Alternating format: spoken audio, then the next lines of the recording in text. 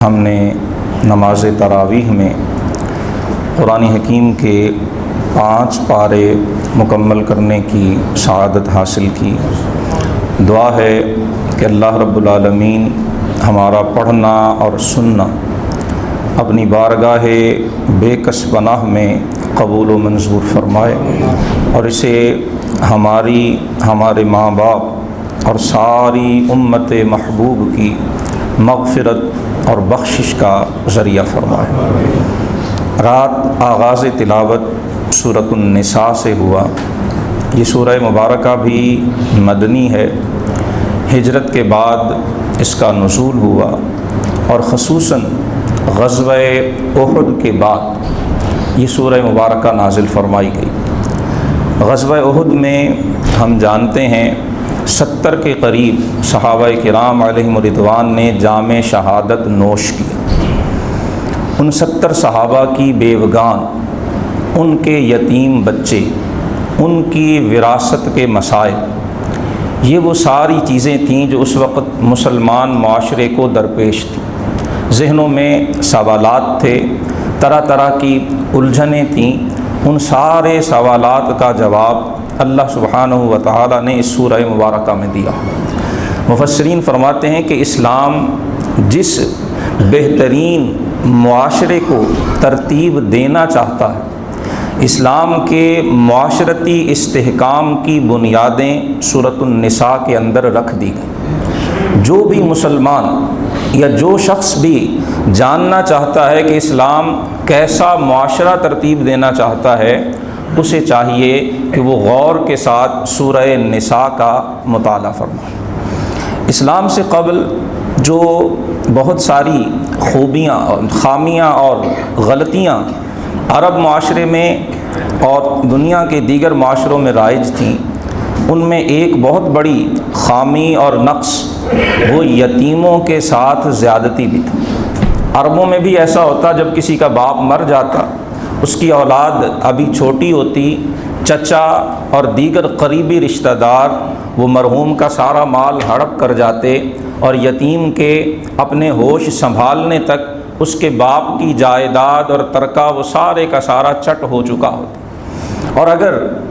جو مرحوم کے ورثاء ہیں وہ چھوٹے نہ بھی ہوتے، بڑی عمر کے بھی ہوتے، تب بھی عورتوں کو جائیداد میں سے حصہ نہیں ملتا، نہ بیوی کو حصہ دیا جاتا، نہ مرحوم کی بیٹیوں کو کوئی چیز بھی وراثت میں نصیب ہوتی۔ اور بعض معاشروں میں ایسا ہوتا کہ بھائیوں میں سے بھی صرف جو بڑا بھائی ہوتا اسی کو وراثت میں حصہ ملتا، اور باقی سارے رشتہ دار وراثت کے حصے سے محروم رہ جاتے۔ اور یہ بات پلے سے ہمیں باندھ لینی چاہیے کہ جس معاشرے میں انصاف نہیں ہوتا، اس معاشرے میں کبھی بھی افراد معاشرہ کے درمیان محبت اور پیار کا تعلق باقی نہیں رہ سکتا۔ اسلام جو معاشرہ مرتب کرنا چاہتا ہے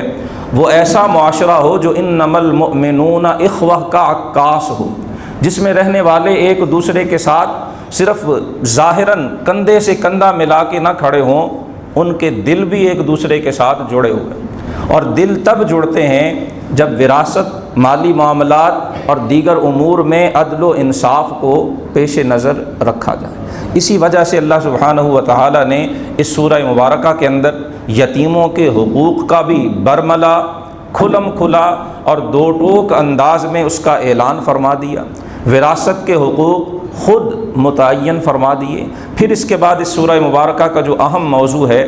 وہ خاوند اور بیوی کے باہمی تعلقات۔ معاشرے کی، خاندان کی بنیاد میاں اور بیوی سے رکھی جاتی ہے۔ ان کے باہمی تعلقات جتنے خوشگوار ہوں گے، جتنے اچھے ہوں گے، اس گھر میں جو اولاد پروان چڑھے گی اس کے اخلاق و عادات بھی اتنے ہی عمدہ اور بہتر ہوں گے۔ میاں بیوی کے باہمی تعلقات کو بھی اس سورہ مبارکہ میں تفصیل کے ساتھ ذکر کیا گیا، اور اس کے ساتھ ساتھ پھر منافقین کی ریشہ دوانیاں۔ یاد رکھیے، سورہ نساء کا مطالعہ بتاتا ہے کہ اللہ کے حکم پر عمل کرنا آسان نہیں ہوتا، نفس کے لیے مشکل ہوا کرتا ہے، اور خاص طور پر اگر ایمان کا نور دل میں موجود نہ ہو تو حکم الہی کی تعمیل انسان کے لیے بڑی دشوار ہو جاتی۔ منافقین کے دلوں میں مرض تھا۔ وراثت کے احکام نازل ہوتے ہیں، یتیموں کے حقوق کا اعلان کیا جاتا ہے، ان کے لیے ان احکام کو ماننا آسان نہیں تھا، لہٰذا وہ طرح طرح سے الٹے سیدھے ہیلے بہانے بنا کر مسلمانوں کو تنگ کر کے طرح طرح کی غلط فہمیاں، افواہیں پھیلا کر وہ مسلمانوں کو اس کام سے روکنے کی کوشش کرتے۔ اس سورہ مبارکہ میں ان کی سازشوں کا، ریشہ دوانیوں کا ذکر بھی کیا گیا، اس کا توڑ بھی کیا گیا۔ اسی طرح سے جو یہود اور عیسائی تھے وہ بھی اسلام کے خلاف منافقوں کے ساتھ مل کر اپنی مکاریوں میں مصروف تھے، ان کا تذکرہ بھی سورہ مبارکہ میں کر کے اس کا رد کر دیا گیا۔ آغاز سورت، یا ایھا الناس اتقوا ربکم، اے لوگو اپنے رب سے ڈرو جس نے تمہیں ایک جان سے پیدا کی۔ مفسرین فرماتے یہ جو جملہ اتقوا ربکم، اپنے رب سے ڈرو، سورہ نساء کی 176 آیات، یہ ساری سورت اسی جملے کی تشریح ہے۔ اور اگر یاد ہو تو اوپر سورہ آل عمران کی آخری آیت میں بھی یہی فرمایا، واتقوا اللہ لعلکم تفلحون، اللہ سے ڈرو تاکہ تم کامیاب ہو جاؤ۔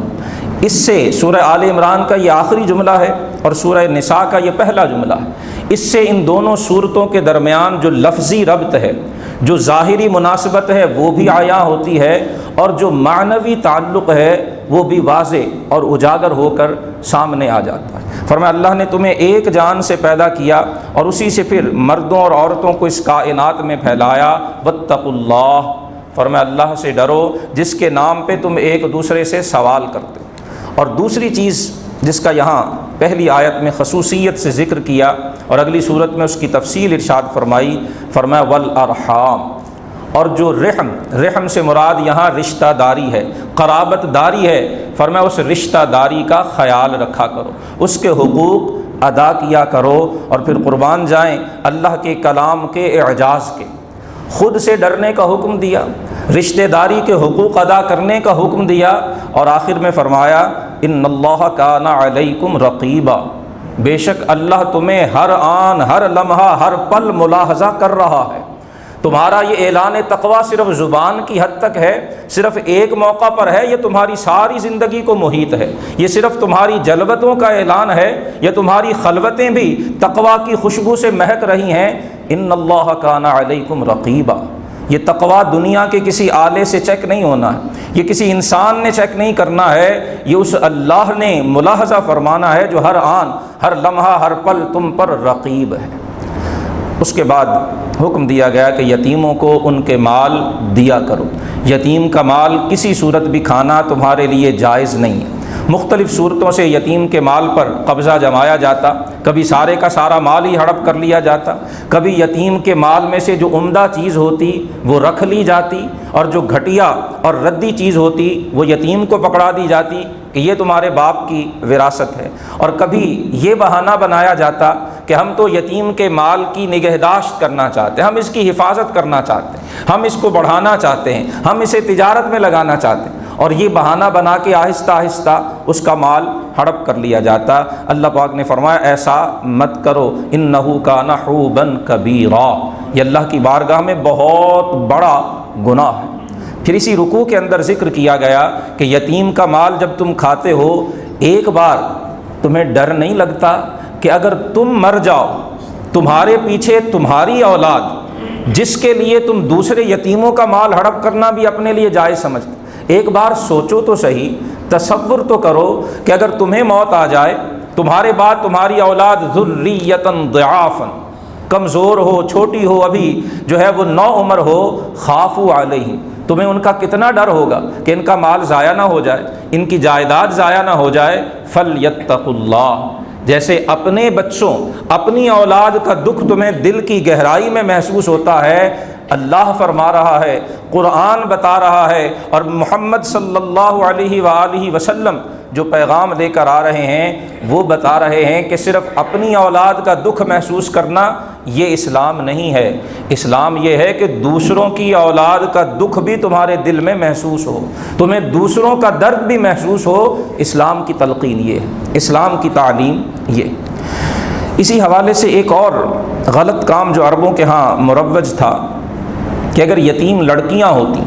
بچیاں ہوتی، ان کے باپ کی جائیداد ہوتی تو وہ لوگ ان بچیوں سے اس لالچ میں نکاح کر لیتے کہ ان کی جائیداد پر قبضہ جمایا جائے، نہ انہیں حق مہر ادا کیا جاتا اور نہ ان کے دیگر حقوق پورے کیے جاتے، اور انہیں ایک جو ہے وہ ردی چیز کی طرح گھر کے کونے میں نکاح کر کے پھینک دیا جاتا۔ ان کی تمام تر جو معاشرتی، جو اخلاقی، جو ازدواجی اور جو مالی حقوق تھے وہ غصب کر لیے جاتے۔ قرآن حکیم نے اس فعل سے منع فرمایا یہ مشرکین اور کفار کا طریقہ تو ہو سکتا ہے، یہ اہل ایمان کو زیبا اور مناسب نہیں ہے۔ فرمایا اگر تمہیں یہ ڈر ہو کہ یتیم بچیوں سے نکاح کر کے ہم ان کے حقوق ادا نہیں کر پائیں گے تو ایسی صورت میں فرمایا ان کی بجائے تم اور عورتوں سے نکاح کرو۔ اور یہاں یہ بھی سمجھ لیجئے کہ اسلام سے پہلے ایک مرد جتنے مرضی چاہتا نکاح کر سکتا تھا۔ ایک صحابی کے بارے میں ہے کہ جب وہ مسلمان ہوئے ان کے نکاح میں 8 عورتیں تھیں، 8 بیویاں تھیں۔ رسول اللہ صلی اللہ علیہ وسلم نے فرمایا کہ تم 4 بیویاں اپنے نکاح میں رکھ سکتے ہو، باقی 4 کو تمہیں آزاد کرنا ہوگا۔ یہ وہ معاشرہ تھا جس میں اسلام نے آ کر یہ قید لگائی کہ اگر تم 1 سے زائد نکاح کرنا چاہتے ہو تو عدل و انصاف کی قید کے ساتھ تمہیں 4 تک کی رخصت دی گئی۔ یہاں یہ بات ذہن میں رہے کہ یہ صرف ایک رخصت ہے جسے قرآن حکیم نے عدل و انصاف کے ساتھ مقید کیا ہے اور فرمایا فَإِنْ خِفْتُمْ أَلَّا تَعْدِلُوا، 1 سے زائد نکاح کی صورت میں اگر یہ خدشہ ہو کہ تم عدل کے تقاضے نہیں نبھا سکو گے فَوَاحِدَةً، تو پھر 1 ہی نکاح کرو، پھر 1 ہی شادی کرو، اور جو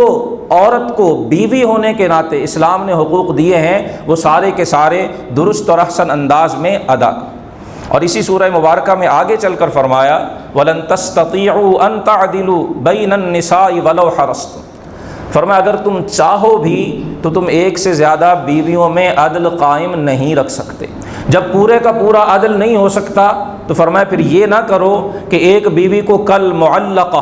اسے بالکل ہی نظر انداز کر دو اور اپنی توجہ، اپنا مال اور اپنے سارے کے سارے جو معاملات ہیں وہ دوسری بیوی کے ساتھ قائم رکھو۔ فرمایا یہ تمہارے لیے مناسب نہیں۔ اگر قرآن حکیم کی ان ہدایات اور ان احکام کو پیش نظر رکھا جائے تو جو لوگ اسلام کے تعدد ازدواج، 1 سے زائد نکاح کی جو رخصت اور اجازت ہے اس پر اعتراض کرتے ہیں، اگر غیر جانبداری سے ان آیات کا مطالعہ کیا جائے تو بہت سے اعتراضات خود بخود ختم ہو جاتے ہیں۔ اسلام نے یتیموں کے حقوق کا ذکر بھی یہاں سورہ نساء میں کیا، اور اس پہلے رکوع کا اختتام اس آیت پہ فرمایا کہ جو یتیم کا مال کھاتا ہے انما یأکلون فی بطونہم نارا، فرمایا وہ اپنے پیٹ میں جہنم کی آگ بھر رہا، وَسَيَصْلَوْنَ سَعِيرًا، اور وہ بھڑکتی ہوئی جہنم کی آگ ہی یتیم کا مال کھانے والے کا ٹھکانہ۔ اس صورت کا دوسرا رکوع بڑا ہی جو اہم معاملہ وراثت کا معاملہ ہے وہ اس پر مشتمل ہے۔ اس میں تفصیل کے ساتھ ذکر کیا گیا کہ کس وارث کو کتنا حصہ ملے گا، اور اس میں اسلام کا جو اعجاز اور خاص بات ہے کہ اسلام نے 14 صدیاں قبل عورت کو بیوی ہونے کی صورت میں بھی، بہن ہونے کی صورت میں بھی، بیٹی ہونے کی صورت میں بھی اور ماں ہونے کی صورت میں، ہر صورت میں اسلام نے عورت کو وراثت میں حصہ عطا فرمایا، اور اسے قرآن حکیم کی سورہ نساء کی آیہ نمبر 11 اور 12 ان 2 آیات میں تفصیل کے ساتھ تمام جو حصے دار ہیں ان کے حصے ذکر کر دیے گئے۔ یہاں یہ بھی سمجھ لیں کہ اسلام مرد اور عورت کے درمیان مکمل مساوات اور برابری کا حقدار نہیں ہے، لیکن مرد اور عورت کے لیے جو دائرہ کار اسلام نے مقرر کر دیا ہے اس دائرے میں رہتے ہوئے اسلام نے دونوں کو ان کے پورے حقوق عطا فرمائے۔ عورتوں کے لیے یہ اعلان اسی کتاب مبین میں فرمایا گیا سورہ بقرہ میں وَلَهُنَّ مِثْلُ الَّذِي عَلَيْهِنَّ بِالْمَعْرُوفِ، کہ جس طرح عورتوں کے فرائض ہیں اسی طرح سے ان کے حقوق بھی ہیں۔ اور یہاں جب وراثت کی باری آئی ہے تو ماں، بہن، بیٹی اور بیوی سب کو ان کے حقوق عطا کیے گئے۔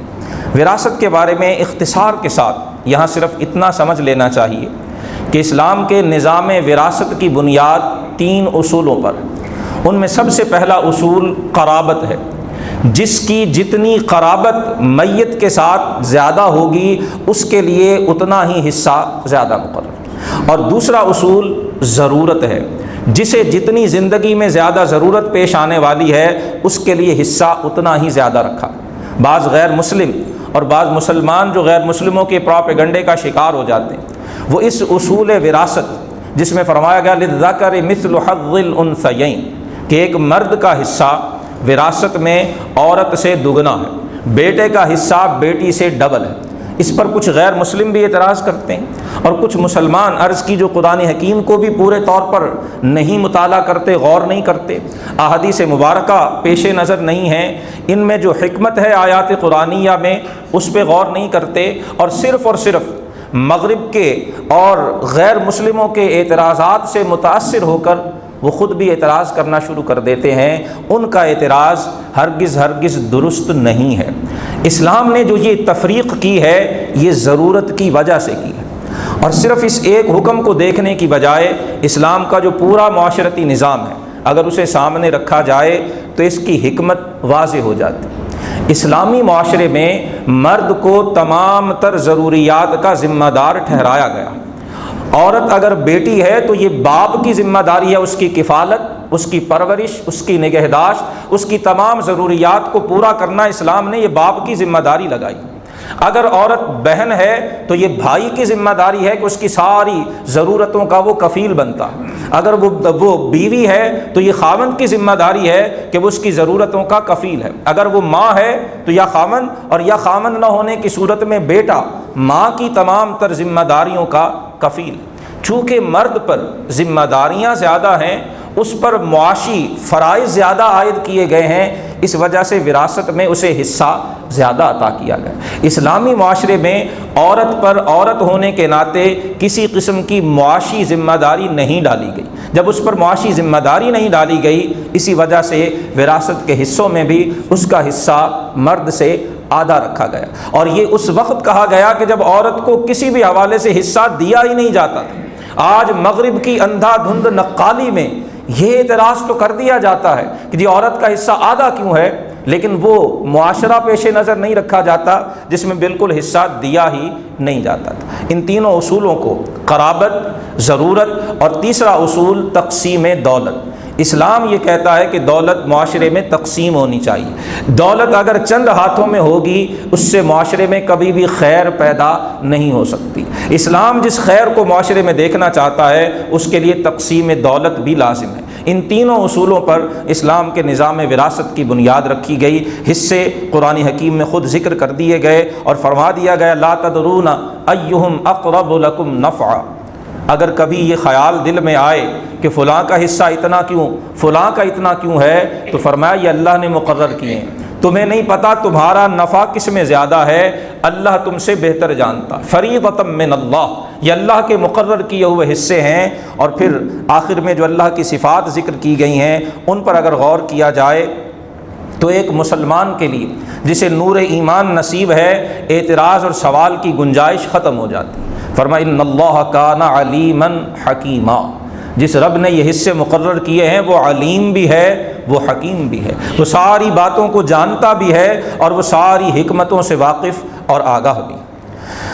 یہ حصے ذکر کرنے کے بعد آیہ نمبر 13 میں فرمایا تلک حدود اللہ، یہ اللہ کی حدیں ہیں۔ جو اللہ اور اللہ کے رسول کی پیروی کرتا ہے اللہ اسے ایسے باغات میں داخل فرمائے گا جن کے نیچے نہریں بہتی ہیں، ہمیشہ ہمیشہ ان باغات میں رہیں گے۔ وذالک الفوز العظیم،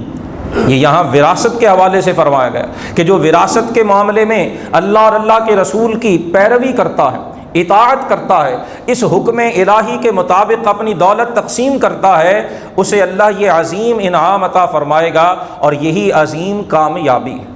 اور آیہ نمبر 14 میں فرمایا کہ جو اللہ اور اللہ کے رسول کی نافرمانی کرتا، مفسرین فرماتے ہیں یہاں نافرمانی سے مراد وراثت کے معاملے میں نافرمانی، اللہ نے جسے حق دیا ہے اسے حق نہ دینا، وہ بیٹی ہو، وہ بہن ہو، وہ بیوی ہو، وہ ماں ہو، وہ بھائی ہو، یا کوئی بھی رشتہ دار۔ فرمایا جو اللہ اور اللہ کے رسول کی نافرمانی کرتا ہے اور اس کی حدود سے تجاوز کرتا ہے اللہ اسے جہنم میں داخل فرمائے گا، خالدن فیہا، ہمیشہ اس میں رہے گا۔ مفسرین فرماتے ہیں یہ خالدن فیہا، جہنم میں ہمیشہ رہنا، یہ صرف 2 جرموں پہ قرآن نے ذکر کیا۔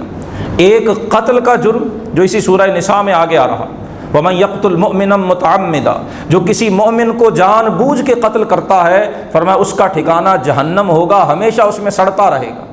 اور دوسرا جرم جس پر قرآن خلود فی النار، جہنم میں ہمیشہ رہنے کی وعید سنا رہا ہے، وہ وراثت کے معاملے میں اللہ کے احکام کی نافرمانی۔ فرمایا جو اللہ کے احکام کی نافرمانی کرے گا معاملات وراثت میں، وہ جہنم میں جائے گا، ہمیشہ اس میں رہے گا، وَلَهُ عَذَابٌ مُّهِینٌ، اور اس کے لیے توہین آمیز عذاب ہے۔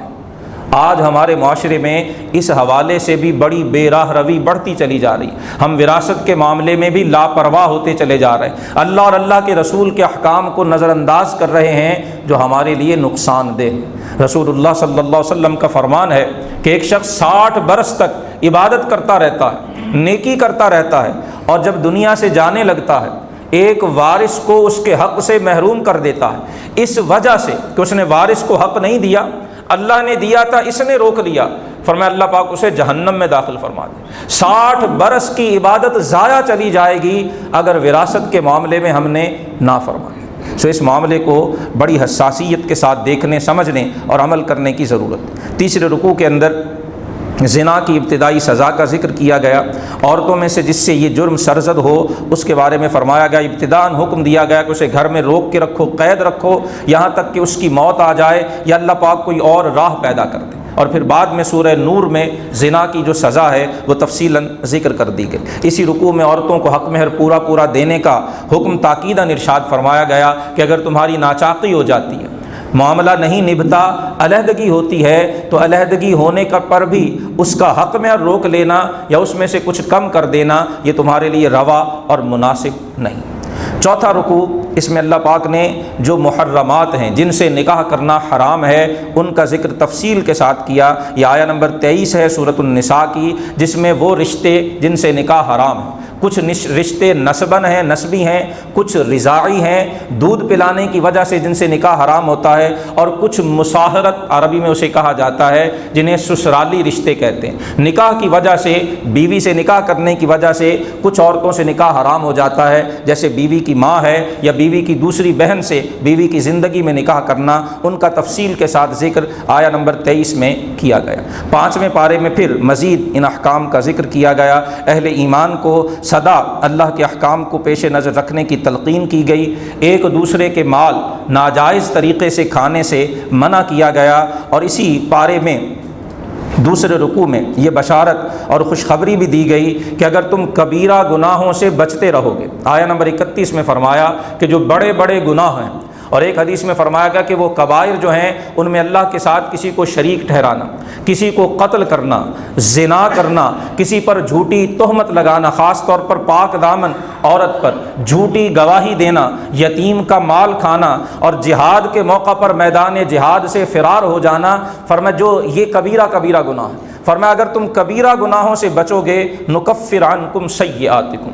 جو تمہارے صغیرہ اور چھوٹے گناہ ہیں وہ ہم معاف کر دیں گے، وندخلکم مدخلا کریما، اور تمہیں عزت والی جگہ میں داخل کریں گے۔ اسی بارے میں ذکر کیا گیا کہ میاں بیوی میں معاملات اگر بہتر نہیں چل رہے تو بجائے علیحدہ ہونے کے ایک کوشش کر لینی چاہیے کہ ایک پنچ، ایک حکم اور ایک سمجھدار شخص خاوند کی طرف سے اور ایک بیوی کی طرف سے ہو، اور وہ مل کر دونوں کی صلح کرانے کی کوشش کریں۔ اسلام چاہتا ہے کہ حتی الامکان نکاح کا تعلق باقی رہے، جتنی کوشش ہو سکتی ہے اس تعلق کو باقی رکھنا چاہیے۔ اگر میاں بیوی دونوں سے یہ نہیں نپ پا رہا تو دونوں طرف سے جو بڑے ہیں، جو سمجھدار ہیں، وہ بیچ بچاؤ کر کے دونوں کو سمجھا کر اس نکاح کو باقی رکھنے کی کوئی سبیل پیدا کر دیں، اور اگر معاملات انتہائی حد تک چلے جاتے ہیں تو پھر طلاق کا اختیار دیا گیا۔ یہاں پھر آیہ نمبر 36 میں ایک بار اللہ پاک نے تمام جو معاشرے کے افراد ہیں ان کے حقوق کا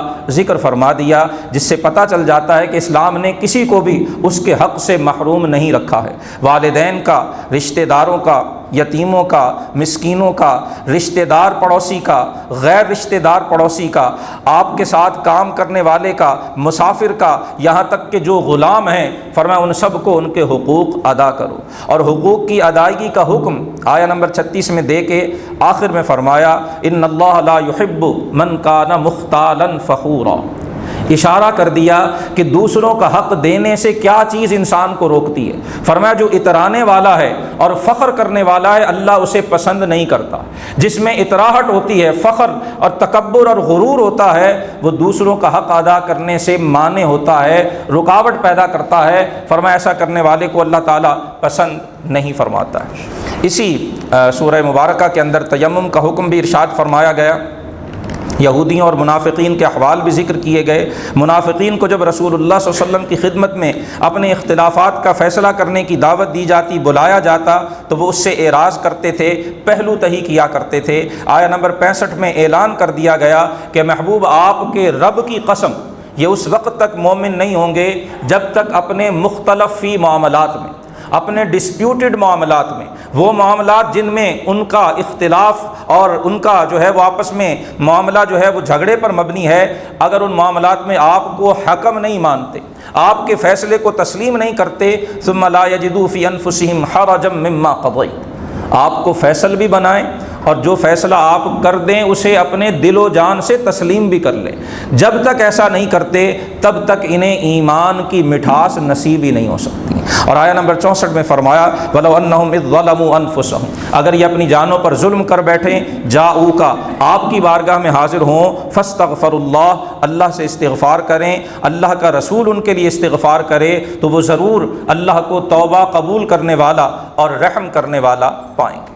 اسی سورہ نساء کے 11ویں رکوع کے اندر منافقین کے بارے میں بتایا کہ انہیں جب کوئی خیر ملتی ہے تو وہ سمجھتے ہیں کہ یہ ہماری طرف سے ہے، یہ ہماری محنت کا صلہ ہے، اور اگر انہیں کوئی شر اور مصیبت آتی ہے تو اسے وہ مسلمانوں کی طرف اور آپ صلی اللہ علیہ وسلم کی طرف منسوب کرتے ہیں۔ اللہ نے فرمایا قل کل من عند اللہ، ہر خیر و شر یہ اللہ کی جانب سے ہی ہوا کرتا ہے، اور حقیقت یہ ہے کہ تمہیں جو خیر ملتی ہے وہ اللہ کا عطیہ ہوتی ہے، اور جو مصیبت آتی ہے فرمایا وہ تمہارے اپنے برے اعمال کا نتیجہ ہوا کرتی ہے۔ اسی سورہ مبارکہ کے 13ویں رکوع میں قتل کی مختلف صورتیں، اس کا جو کفارہ اور اس کی جو سزا ہے اس کا ذکر یہاں پر کیا گیا، اور اسے شدید بدترین جرم اللہ سبحانہ و تعالیٰ نے ارشاد فرمایا۔ دوران سفر کسی کے بارے میں بدگمانی میں مبتلا ہونے سے منع کیا گیا۔ اسی سورہ نساء کی 12ویں رکوع میں اللہ تعالیٰ نے نماز قصر، جب انسان مسافر ہو، سفر کی حالت میں ہو تو نماز کو قصر کرنے کا حکم اسی سورہ نساء کی آیہ نمبر 101 میں دیا گیا، اور یہیں پر نماز خوف کا حکم بھی ارشاد فرمایا گیا کہ اگر دشمن سے جنگ جاری ہے اور جنگ کے دوران نماز کا وقت آ جاتا ہے، اسلحہ چل رہا ہے، جنگ چل رہی ہے، جاری ہے، اتنا وقت نہیں کہ ہتھیار رکھ کر علیحدہ ہو کر نماز پڑھی جائے، ایسے موقع پر بھی نماز کو ترک کرنا جائز نہیں رکھا گیا، حکم دیا گیا کہ نماز خوف ادا کر لی جائے۔ ایک صف، آدھا لشکر امام کی اقتداء میں نماز پڑھے اور آدھا دشمن کے ساتھ جنگ میں شریک رہے۔ جب وہ یہ ایک رکعت پڑھ چکے پھر جو دشمن کے سامنے ہے وہ امام کی اقتداء میں آ جائے اور یہ وہاں جا کر ان کے ساتھ جنگ کرتے رہیں۔ یہ رسول اللہ صلی اللہ علیہ وسلم کے زمانے مبارکہ میں تھا کہ جب ہر سپاہی، ہر مجاہد حضور کی اقتداء میں نماز پڑھنا چاہتا تھا۔ اب چونکہ ایسی شخصیت کوئی نہیں ہوتی کہ سب چاہیں کہ اسی کے پیچھے نماز پڑھیں، اس لیے علماء نے فرمایا 2 جماعتیں الگ الگ اماموں کی اقتداء میں اپنے اپنے وقت میں نماز پڑھ لیں، لیکن جاری جنگ کے دوران بھی تیر تلوار چل رہے ہوں، بم پھٹ رہے ہوں، میزائلوں کا حملہ ہو رہا ہو، اس صورت میں بھی نماز کو ترک کرنے کی اجازت نہیں دی گئی۔ اس سے اندازہ لگایا جا سکتا ہے کہ نماز کی اللہ سبحانہ و تعالیٰ کی بارگاہ میں کیا اہمیت ہے۔ اس سورہ مبارکہ میں 1 سے زائد بار یہ اعلان کیا گیا کہ ان اللہ لا یغفر ان یشرک بہ، جو اللہ کے ساتھ شریک ٹھہراتا ہے اللہ پاک ہرگز اس کی مغفرت نہیں فرمائے گا، اور جو اس کے علاوہ شرک کے سوا گناہ ہیں یغفر لمن یشاء، اسے جسے اللہ چاہے گا اسے بخش دے گا، کوئی اسے روکنے والا نہیں ہے۔ اور اللہ کے ساتھ شرک کو سب سے بڑا گناہ ارشاد فرمایا گیا۔ اس 5ویں پارے اور سورہ نساء کی جو 21واں رکوع ہے اس کا اختتام منافقین کے احوال پہ کیا گیا، اور ساتھ ہی فرما دیا گیا کہ اگر یہ منافق بھی سدھر جائیں، یہ توبہ کر لیں، اپنی اصلاح کر لیں، دین کے احکام کو سچے دل سے مان لیں، تو ما یفعل اللہ بعذابکم، پھر اللہ تمہیں عذاب کیوں دے گا، ان شکرتم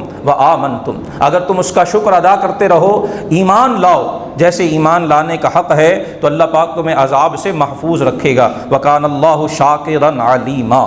اللہ تعالیٰ تو تھوڑے عمل کا بہت زیادہ بدلہ دینے والا ہے، اور وہ ہر ایک کے عمل کو بخوبی جاننے والا ہے۔ اللہ سبحانہ و تعالی اپنی پاک مقدس و لاریب کلام کی آیات بینات کا درست فہم اور اس کے مطابق عقید و عمل کی توفیق عطا فرمائے۔